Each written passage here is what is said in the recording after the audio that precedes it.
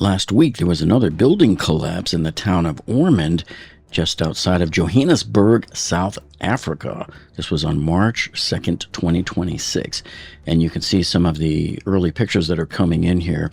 So we're going to dive into the evidence, and we're going to come up with some surprising root causes here. And by the way, this is a public service announcement for you because we're starting to see this happen more and more. And so don't think that this can't happen to you. This can definitely happen to you. So let's check this out. Okay, so we have very little video. We have mostly photos, but here's what we've got. These two brand new buildings were being built at an office park. And guess what, folks? Oh, no surprise there. They were illegal. They were not approved. No permits were issued. This was all done without permits, and no engineering drawings were signed off or anything. There was no approved plans for this building and for what they were doing inside, pouring a slab for the second floor. According to the news reports, immediately after they were done pouring the slab there for the second floor concrete, that's when the whole slab and everything came down just in that area, but it pulled out part of that exterior wall, as you can see. And they lost 9 construction workers, and I think several others were injured beyond that as well. So here's some of the other photos, especially showing the damage and the rescue operation, but here's what it looked like inside there. And so as I look through these photos, we're going to analyze them in a second, but I just want to show you them and take a quick look. What do you see that's missing from here? Do you see anything missing in these photos? Something's just not quite right here. And I think that plays to what might have caused this particular catastrophe. So if we look at this picture, this is from outside the building, sort of looking in. And you can see a lot of these bricks here likely fell from when it fell inward and ripped part of the brick wall on the outside inward. But as you look around here, this is the area of the collapse. So this must be the area that they were pouring. And this looks like freshly poured concrete mix right here. You see all of this darker gray here and some down and over here. And these were probably pre-existing slabs that might have already been poured. But one thing that catches my eye here when I look across here at this, do you see this right here? Unless this is a lens aberration or something, it looks like this beam is bowed. Doesn't that look like it's bending downward a little bit? Like it's not really designed to handle the weight of that slab there. And then this column over here looks like it's leaning. Now it might be leaning because of the collapse, or maybe it was leaning before the collapse. We simply don't know at this point. But something else that catches my eye here, what do you see that's missing here? Remember I asked you a minute ago, looking through all of those photos?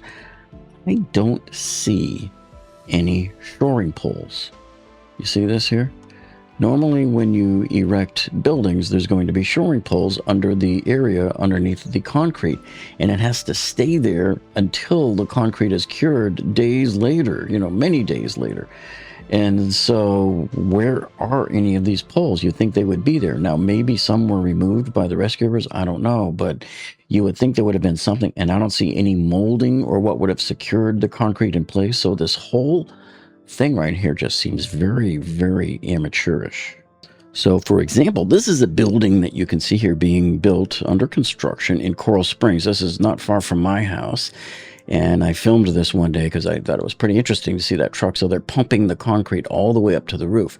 And if you look up there, you can just see all of the materials they have for molding the concrete, the wood molds and all of the shoring poles everywhere and the cross bracing.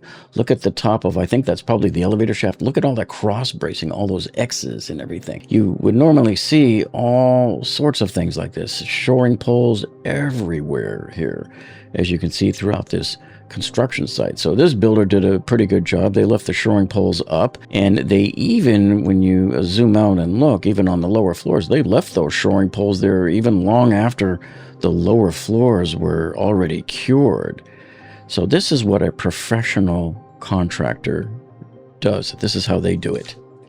And so the scene does give us a few clues. So here's where the rescuers are looking through to see where they can find survivors. But this open area right up along here is where the collapse occurred. And there's some of the loose concrete. But when you look up here, here's the existing slabs here that must have already been there because they're already dry. And you can see how, look, these columns are already leaning over here. This one's leaning here to the left. This one here is leaning to the right. And if you look at all of these slabs on the second floor, they're all sort of pointing down and inward. So something sort of pulled it down and towards the center of this giant warehouse.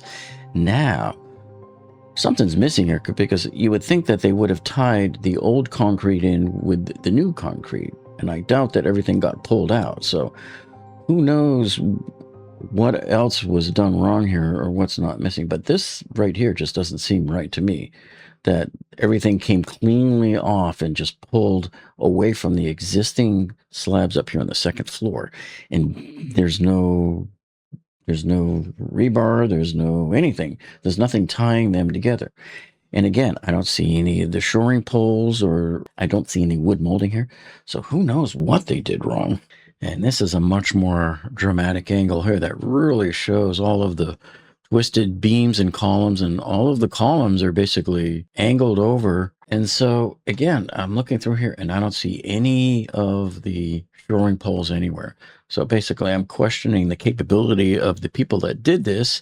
And as we know, the city said that these guys didn't have any approved plans or anything. So that says to me that they were doing it illegal. Oh, and by the way, no surprise here. The city said that the contractors disappeared afterwards. They fled the scene. So leaving their buddies to die or be injured in the rubble. Meanwhile, they're nowhere to be found. So there's a good sign of guilt right there. And then here's another view from this other angle. This clearly shows how you have twisted and leaning columns. And you can just see here where it just looks like there's a lot of really bad construction work going on here. And these are, I guess, some of the other slabs that had fallen down there too. And again, no shoring poles, no wood concrete molding or anything, no transverse bracing. I see nothing here. Now I know what you're thinking. You're thinking, oh, that collapse happened over in Johannesburg, South Africa. That doesn't apply to me. But you couldn't be more dead wrong, folks. That's why I made this video, to give you a warning and to educate you as to, possible root causes, because we see this type of construction mistakes all of the time here. For example, even just last year when I showed you that video when they had to evacuate that condominium over in Clearwater, because when the construction company that was working on the building accidentally bumped into the column there, and you saw how they cracked and destroyed one of the columns. So they had to evacuate the building. And of course, you can see they think it was caused by that skid steer right there bumping into it.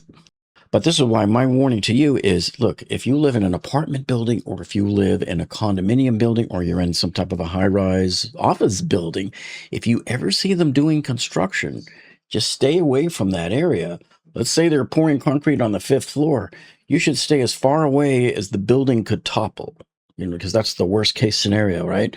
Or that whole side of the building coming down and collapsing. That's how far apart you should stay away. And likewise with cranes, I always go around and walk across the street. I don't like to walk underneath a crane because it could collapse on you. You remember that Fort Lauderdale crane collapse that I showed you back in April of 2024. That was really scary. A crane part fell off of a building downtown. Luckily, nobody was killed, but there was a few people that had some injuries. And a huge investigation came out of that one there. But it just goes to show you that construction companies make mistakes like these all the time. So another one that comes to mind here is this collapse incident. This was in Atlantic City back in 2003. And this here happened on the parking garage that was under construction at the Tropicana Casino there in Atlantic City. So right here, you can see what happened. The garage collapsed while it was under construction. So the investigation on this one revealed that failure to properly install steel reinforcing, along with failure to provide adequate shoring and reshoring, triggered the initial collapse. And so what's interesting here is they said that this loss emphasizes the need to carefully comply with drawings and specifications to follow proper construction proceedings and sequencing. And it also shows the need for redundancy in design. And so this seems to be a common thread through a lot of collapses, is that you often find that the building contractors do not always follow what they're told to do in the drawings, and that can often lead to fatal results. Many of you remember a couple of years ago, I did that video for you, that thorough engineering analysis on the FIU bridge collapse here in Miami. And of course, you remember they failed to block off the street when working on the bridge, doing some adjustment to the tensioning, and that's what caused it to collapse. And then you can see here the damage that was done and what a huge scene that was. And of course, there was a big investigation. But of course, even though the root cause of this turned out to be engineering mistakes, so a couple of the nodes on this bridge were under-designed, the contractor itself did a reasonably decent job here. And you can see this is what happens when a professional contractor is working on something that's permitted. See all of the shoring poles and everything that's being utilized here on the molding and everything while they're prefabricating the bridge next to the spot it's going to sit in. And then if you look at the red beast here, the modular transporter, you can see some engineers designed it to perfectly hold that bridge while they transported it into place across the street. So even that did its job. So even these supports here held that bridge up while it was under construction. It wasn't until they pulled them out of the way that the bridge came down, and they discovered that it was due to engineering errors in the concrete design of the bridge. And as you can see here, when they were building part of the bridge, you can see all of the wood forms and everything that was used to shape how the concrete is going to look. This is what you would typically expect to see on a construction site, but yet we don't see that here. And in the photos from South Africa, if they indeed did just get done pouring that slab, where is all of the support? Where is all the molding? Where's all the wood framing and the supports for the framing? And I seem to remember, too, many years ago at my college alma mater, the Florida Atlantic University here in Boca Raton, Florida, we were building a new library there, right? And there was a collapse after they were done pouring a slab. And there was a construction worker that was killed and several others injured in that. In this case, OSHA puts the blame on the construction company because they're saying here that the floor and forms were supported by bar joists with inadequate lateral support. And we saw this a number of times in the Champlain Towers South condo collapse when the contractors failed to follow the clear instructions in the floor plan from the PE licensed engineer. All of this leads me to wonder is when are they going to learn from all of these past construction mistakes? Of course, many of us remember the 2019 partial collapse of the Hard Rock Hotel under construction in New Orleans, where they lost 3 construction workers and 30 more were injured. So you could see on the Hard Rock Hotel there, the 16th, 17th, and 18th floors are starting to fall already, but the 15th floor is sort of still intact. So you can see where it actually began. And now the whole side of the building is coming down. The 16th floor failed, and the other floors just came down with it.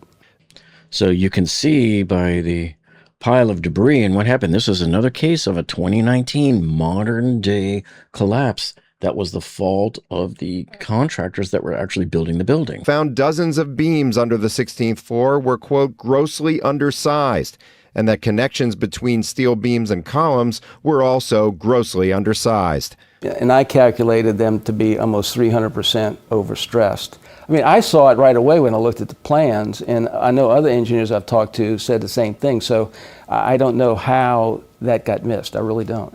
So you can see here the common thread amongst all of these disasters and collapses here in modern day engineering. They seem to follow kind of a similar thread. There's either errors in the engineering because there wasn't a peer review done, and you're starting to see some changes in that. Or there's a mistake by the builder, the contractor, whoever's doing the work or pouring the concrete. And doesn't it always happen right when they're pouring the concrete? It's like an airplane. The most dangerous time is during takeoff and landing. And same thing with construction. The most dangerous time, from what I've seen, is when they're pouring concrete. And if they don't have enough of the correct types of support poles and lateral support, that's what everybody forgets, is the lateral support, then you're going to have these disasters. So I don't see any type of relief coming for any of us anytime soon. What you're just going to have to do is when you see those going on, just go around. Well, I'm certainly glad we had this conversation, and make sure you check out these other 2 informative engineering disaster videos over here as well. And thanks for joining us, folks, and we'll see all of you on the next one.